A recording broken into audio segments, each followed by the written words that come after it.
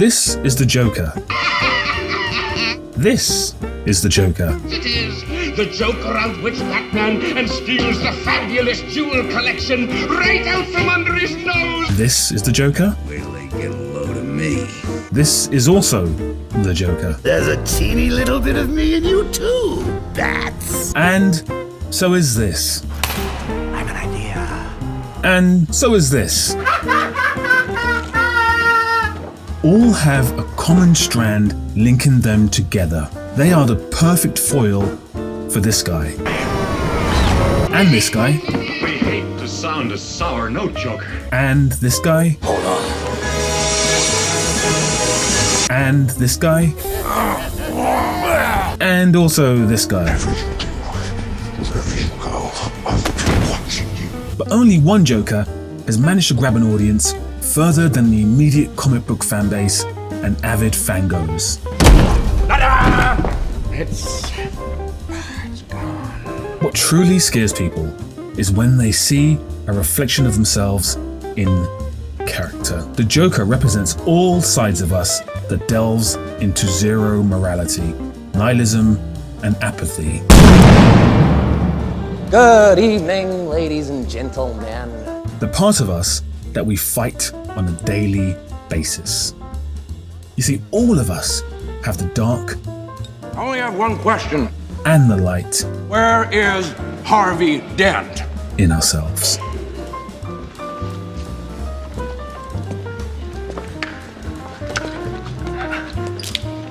Now back to this guy. You're the symbol of hope I could never be. He, whilst delving into the dark, This crime is the first legitimate ray of light in Gotham in decades. If anyone saw this, everything would be undone. also battles with the morality that this guy does not battle with. Drop the gun. Oh, sure. You just take off your little mask and show us all who you really are. The Joker revels in the chaos. Let her go. Very poor choice of words. You see, whilst Batman delves into the dark to serve justice, the Joker revels in the chaos to serve, well, more chaos.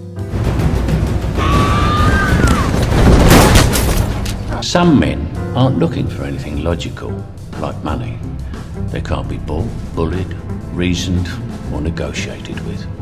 Some men just want to watch the world burn. This line is instantly quotable and says so much about this guy, who throughout the whole film has various verbalized backstories that contradict each other. Laughing while he does it. He turns to me and he says, "Why so serious?" He comes at me with the knife. "Why so serious?" He sticks the blade in my mouth. "Let's put a smile on that face." Why is it that people are fascinated by serial killers? Well, firstly, they want to know what their origin story must have been that turned them into what they are. Was it nature or nurture? Our operation is small, but there's a lot of potential for aggressive expansion. The recent So hit which of you- TV show, Dahmer, foolishly tried to give us answers as to why Jeffrey Dahmer did the things he did. Try to do a nice thing, you know? You're just like my mom. Telling on me when I ain't done nothing wrong. With the Joker, we are left with zero answers as to why he does the things he does, where he came from originally, and ultimately, what he really wants. Does he want to see the world burn? All you care about is money. This town deserves a better class of criminal. And I'm gonna give it to him. Tell your men they work for me now. This is my city. It won't work for a freak. And nothing best exemplifies this than this moment. Come on.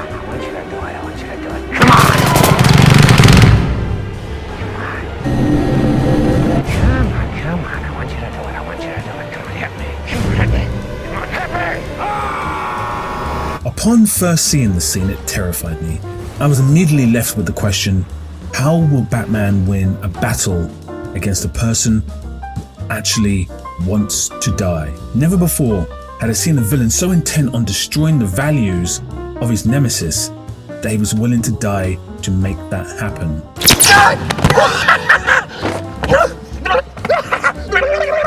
It, for me, personified the idea of chaos.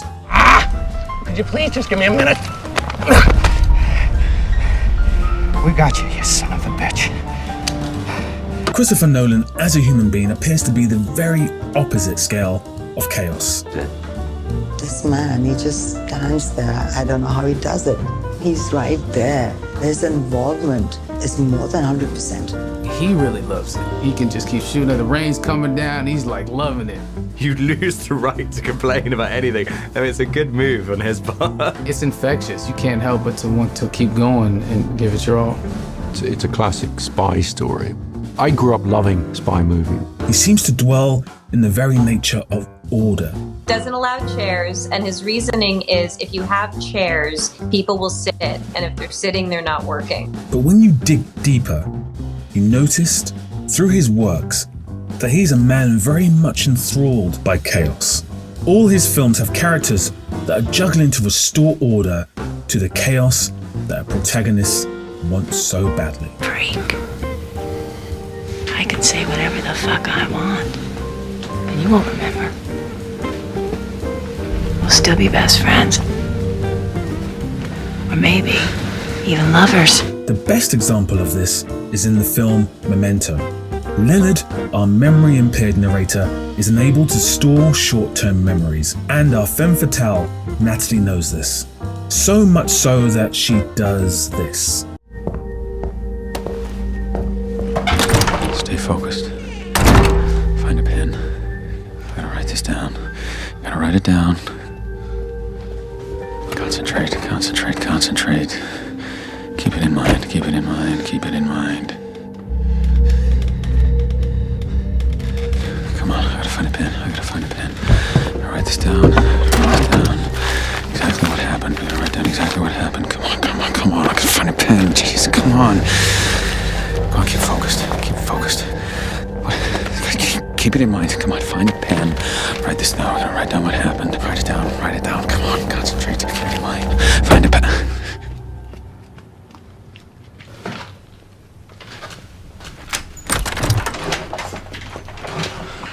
What happened? What does it look like? He beat the shit out of me. Who? Who? Fuck Leonard. Dodd beat the shit out of me. In a snapshot, we see a similar shaking up of the normality of the rigid placement of morals, similar to what we see in this scene. Because without us really knowing it, Nolan, like the Joker, is a man who works best when chaos surrounds him.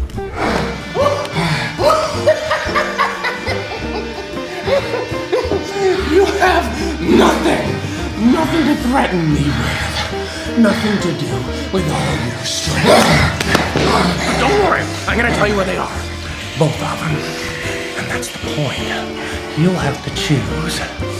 He's at 250 52nd Street, and she's on Avenue X. That's just her. As a director, I love the disorder of a film shoot. Scrambling the cast and the crew together in order to create a sense of lightning in a bottle for 15 to 30 days straight is the idea, the very idea of chaos, and trying to restore order to chaos to create the magic that you see on your screens. It's hugely challenging. You're always fighting budgets, weather, time, cast, crew, illness, and various other things that will come your way during a film shoot. And I absolutely love that.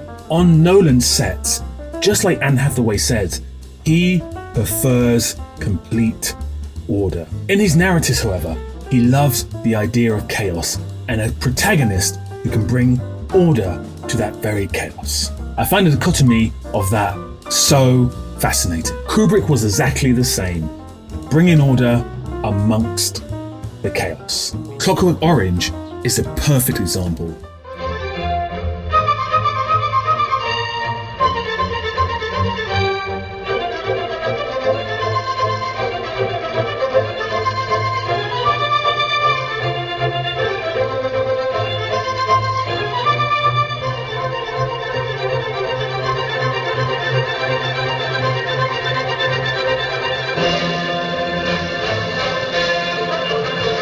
And this is very dissimilar to a director like Villeneuve, who keeps the chaos to an absolute minimum.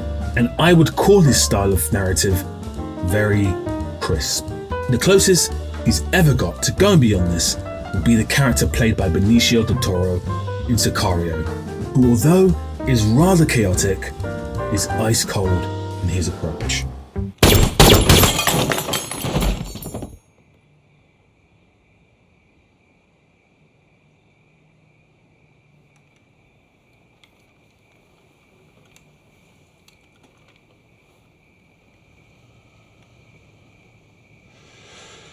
The nailing of the Joker is thanks in a big part to Nolan, Ledger, and the always brilliant Christian Bale, who takes a backseat slightly in this film in order to let the antagonist flourish. Let me go, could you? This is what happens when an unstoppable force meets an immovable object. You truly are incorruptible, aren't you? Huh? You won't kill me out of some misplaced sense of self-righteousness. And I won't kill you because you're just too much fun. I think you and I are destined to do this forever. Listen, if you're new here, please hit the subscribe button. If you're old here, thank you so much for coming back to watch another video. You can watch more videos over here. And until we speak again, big love.